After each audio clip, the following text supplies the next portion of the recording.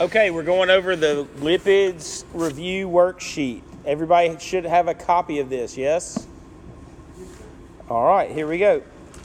So it says the elements that form lipids are carbon, hydrogen, and oxygen. So for those of us keeping score at home, the elements that made up a carbohydrate were carbon, hydrogen, oxygen. Okay, and the elements in a lipid are carbon, hydrogen, and oxygen. So it says in carbohydrates, the element ratio is hydrogen to oxygen equals 2 to 1. Okay, equals 2 to 1. But in a lipid, the ratio is what? A lot of carbon and hydrogen, a little bit. There you go. So lots of carbon and hydrogen, very little oxygen. Very little oxygen. All right, so very little oxygen. And the chemical formula for the lipid of beef fat is C57H110O6. Notice there's very little oxygen there. Y'all see the difference? So if you were to be given a chemical formula and it said pick out which one of these is a lipid, you should be able to look at the number of each atom and determine which one's the lipid just by looking at it, because it's going to have way less oxygen in the amount of hydrogen or the amount of carbon in it. Does that make sense? Pretty easy to pick out. All right, so an important feature of lipids is that they are what? Insoluble. They're insoluble in water, meaning that they don't what? They don't mix, they don't dissolve, right? So, means that they don't dissolve in water. They don't dissolve in water. And that's important because what's most of your body made out of? Water. So what a lipid does is it helps things that stay inside the cell stay in, and things that are outside keep from getting in.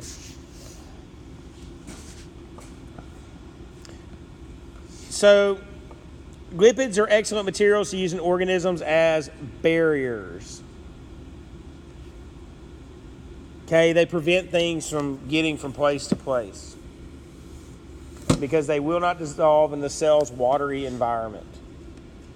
Okay, examples of lipids.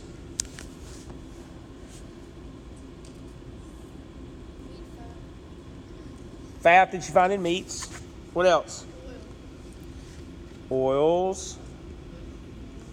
What else? Did y'all look at the answers? Yes. What else? Lard. Okay, anybody know what lard is? Stuff to make yourself crispy. Well, it's animal fat. That's all it is. It's another name for animal fat. What else? Crisco, which is another name for... Lard. Nope. That is vegetable shortening. It's processed vegetable oil that makes it solid. And last but not least, wax. Wax. All right, so lard. How many of y'all have heard of lard before? So, we've talked about the Good Eats cooking show before. All right, so it says functions of lipids that are important to living things. So the first one is insulation.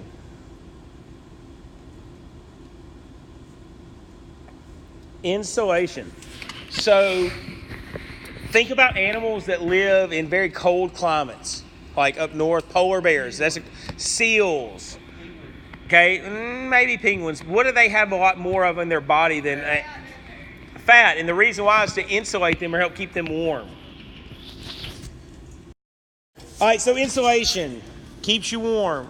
All right, the next one, long-term energy reserves.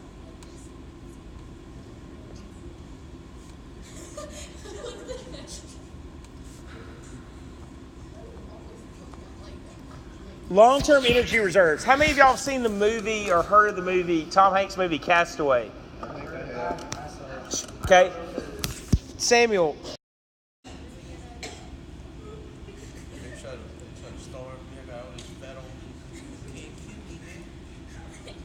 Okay, protective barrier. So this is like a cuticle in a plant. Okay, it's like a waxy surface on a plant that helps keep moisture in when it's dry and helps keep things out.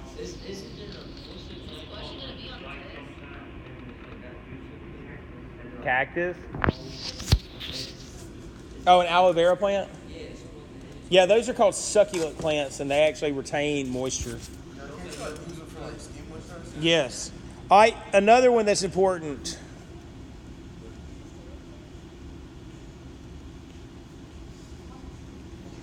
Waterproofing. So think about like birds. What covers birds' bodies? What would happen if those feathers got wet? They can't fly. Can't fly. And so they have to have some sort of way to waterproof their feathers. You ever heard the expression like water off a duck's back? Yeah. It just rolls off, so it keeps those feathers waterproof so they're able to still sustain flight.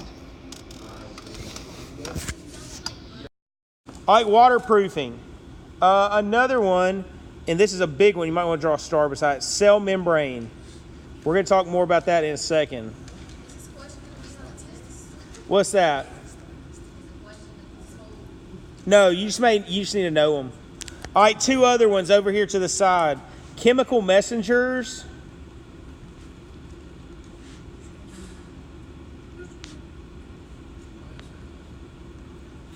Chemical messengers and cushioning. So your body, there's an internal layer of fat inside your body around your organs that cushions them from shock. So like if you hit something in your organs, you know, like when you hit something, like have a car wreck, there's like two different impacts. There's like, actually three. There's the impact of the car hitting something. And then there's usually like the impact of your body hitting something, like whether it's the seat belt or the dash or the steering wheel. And then there's another impact where your internal organs hit your skeleton. Okay? So like that's how people have concussions. Okay? So when you have a concussion, not only your head is hitting something, but then your brain keeps going and it's smacking against the front of your skull or the side of your skull or the back of your skull. And if it's severe enough, it causes your brain to swell and pressure builds up, and that's how you have all kind of. Yeah, they're not fun. Yeah, you feel like you want to die. I've had 3 concussions. That's why I didn't play football very long. All right, specific lipids. Shh, listen, guys, we got more to do. Specific lipids, which are important to living things. So the one that makes up the cell membrane is called the what? Phospho, P-H-O-S-P-H-O. Phospholipid. And then we have another one, which is embedded within the cell membrane. You might want to underline embedded, because that's going to be on your Quizlet in a minute. And that is cholesterol.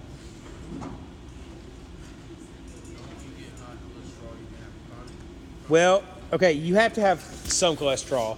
When you're talking about high cholesterol, there's two categories of cholesterol called HDL, or high density lipid, and LDL, low density lipid. And the low density one is the bad cholesterol. So typically when you're talking about your high cholesterol, you have high amounts of the bad cholesterol. Everybody's got to have cholesterol of some type. And the only way we get it is by eating food. All right, next one. Hormones. Okay. What's M? Hormones. They act as chemical messengers secreted from glands and other to instruct other glands and organs to react. The most common are your two sex hormones. So that's testosterone. T-E-S-T-E.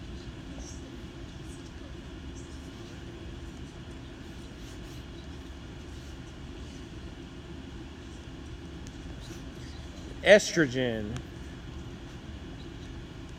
Testosterone and estrogen. And then the next one is called a triglyceride. What does hormones got to do with lipids? They're made from lipids. They're made from lipids. They're lipid soluble.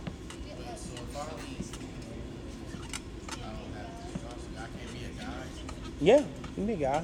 It's just that having lipids in your body helps create and make more of your hormones. So if I eat protein food, There's still some fat in it. I'll be big.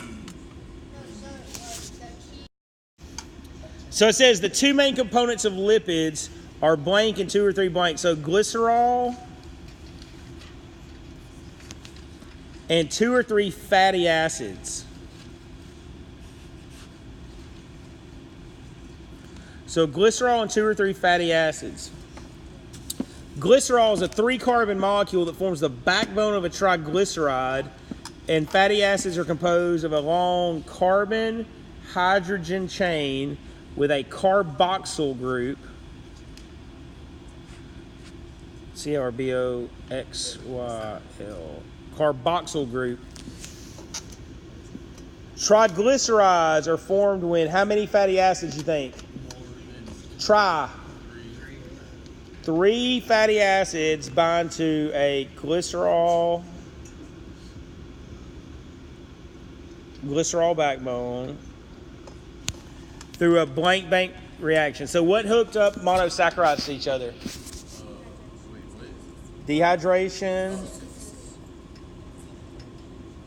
synthesis. Dehydration synthesis reaction. Okay, so that's important to remember. Anytime these things hook together, it's dehydration synthesis. So how many water molecules are going to be formed? Let's say this hand is a glycerol, and I have 1, 2, 3 fatty acids that are going to bond to it. How many water molecules am I going to make? 1, 2, 3. Fatty acids can be one of 3 types. They can be saturated, they can be unsaturated,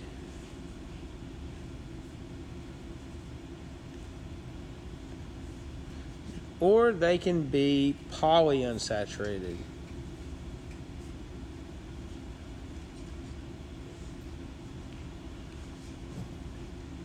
Saturated, unsaturated, polyunsaturated. So saturated means they are full of hydrogen. They're full of hydrogen because all of the bonds between the carbon atoms are single bonds. Good. They can hold the max number of hydrogens. For unsaturated, they are not full of hydrogen. I'm just going to abbreviate it. And have at least 1 double bond. Where polyunsaturated has much less hydrogen and has several double bonds.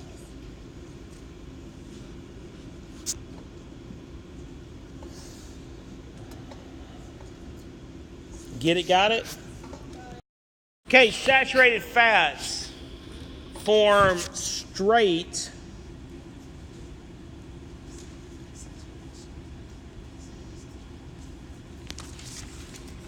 saturated fats form straight carbon-hydrogen chains, so they stack neatly next to one another. This makes them have high melting points, and they are solid at room temperature.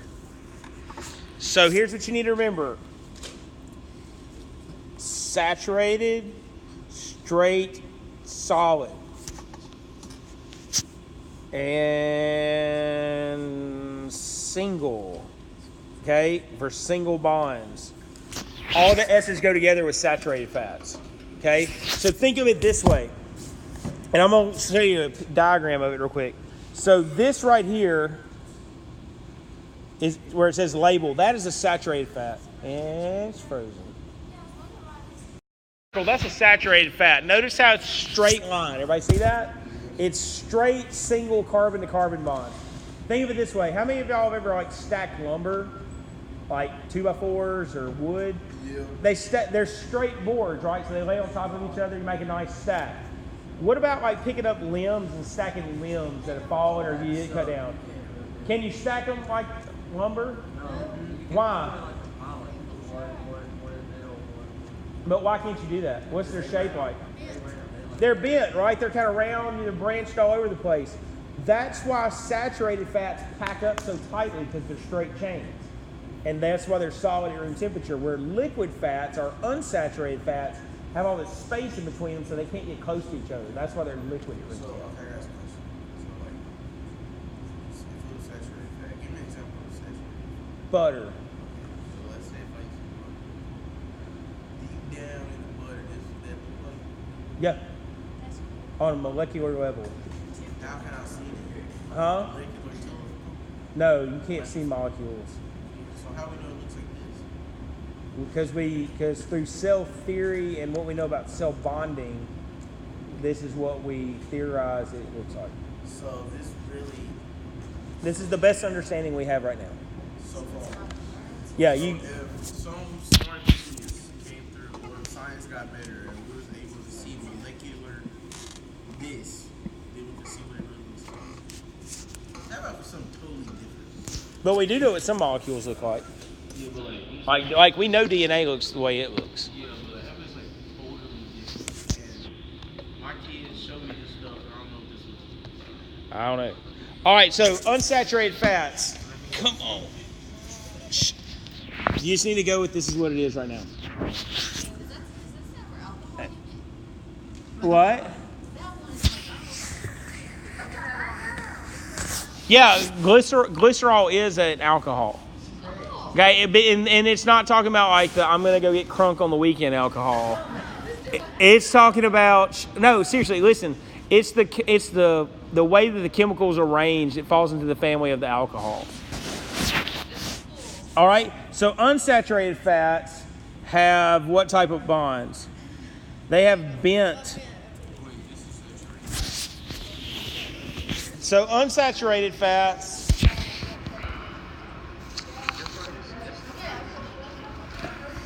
Unsaturated fats have bent chains. This makes it to where they cannot stack up against one another. They have low melting points. And they are what at room temperature? Liquid. I gotta study 2 tests. Okay, and then the worst fats for you are saturated fats and the trans fats. Okay? Trans fats are fats that have been transformed from an unsaturated fat to a saturated fat because they've been bombarded or have added hydrogen in them. This is what humans do. This is what we do. This is what people do, yes. What, Chandler? trying to like ban that. But it's still on our label. Yeah, they tried. They've banned the majority of trans fats. There's still a few out there. Like on Two main things that all lipids have in common. Say they don't dissolve in water.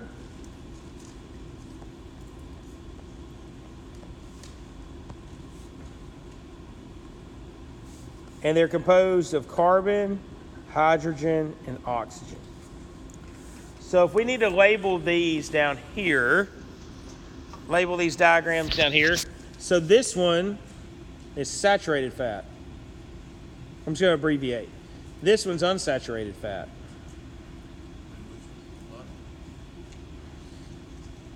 The reason why it's unsaturated is because right there, there's a double bond. And notice how the two carbons with the double bond between them only have one hydrogen on them, right? So saturated means maximum number of hydrogens. This thing is a glycerol. You know how you know it's an alcohol? Because it ends in OL. Ethanol, methanol. Also types of alcohols. So look, if that's glycerol, there's glycerol, there's glycerol where it's been bonded. This shows the dehydration synthesis reaction. This whole thing right here is a triglyceride. You need to know that. We're not talking about alcohol today. Wait, what was the circles? Those are glycerols. Those are also glycerols. No, I did not. Look, here's a general form of a triglyceride drawn out, just oversimplified. This is also, that's a triglyceride. That's a triglyceride. So the monomer or the building block of a lipid is a what? Triglyceride. Glycerol and 3 fatty acids. That's the building block of a lipid. What was the building block of a carbohydrate? What was the monomer of a carbohydrate? A mono saccharide. Have we talked about proteins? I don't know, but look. No. Biology always been confusing me. I just that's all I was told. That's all Well, you got told wrong. So protein don't give you muscle? This thing right here, this is called a phospholipid. Yo. This is a phospholipid. I'm going to draw a little bit better representation of it.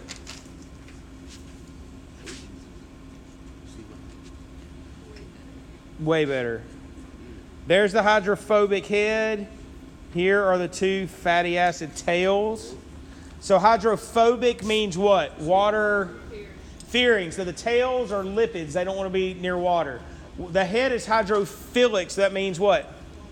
It's water loving. So this arranges itself in the cell membrane like so. You'll have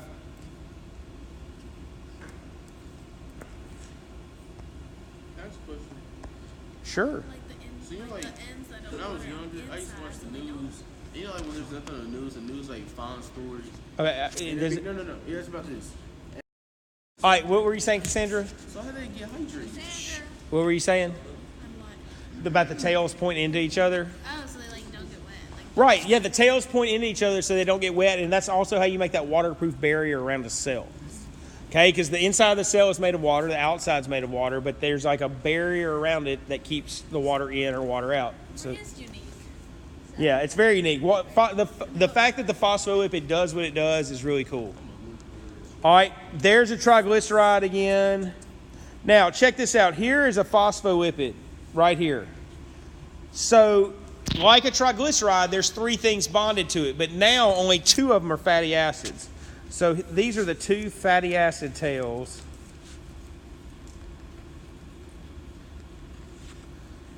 This is glycerol. That's glycerol right there.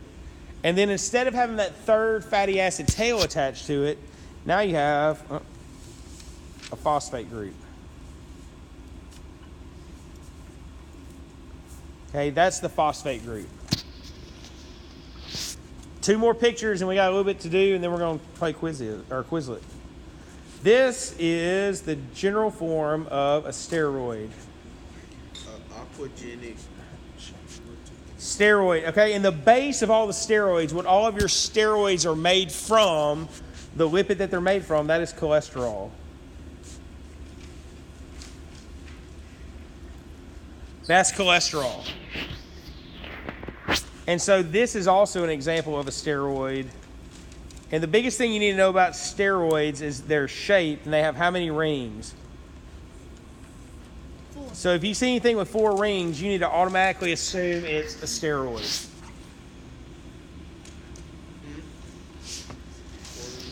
That's a steroid. And the base for all steroids, what all steroids are made of is what? The lipid Cholesterol. cholesterol. All right, so the 3 main types of lipids. We have triglycerides, phospholipids,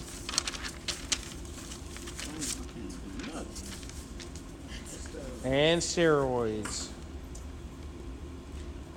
So let's draw them out. So there's a phospholipid, got a glycerol head. I'm sorry, a triglyceride. 3 fatty acid tails. Fats, oils, waxes. All right, phospholipids. So I'm going to do the same colors. Glycerol, fatty acid tail, and now I'm going to add the phosphate.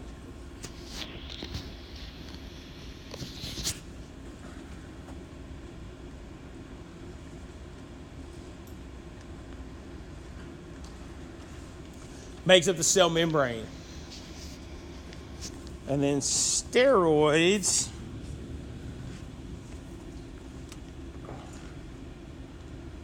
they're like 4 connected rings. I'm just drawing boxes, but I'm in a hurry. Okay, and so that is cholesterol and hormones.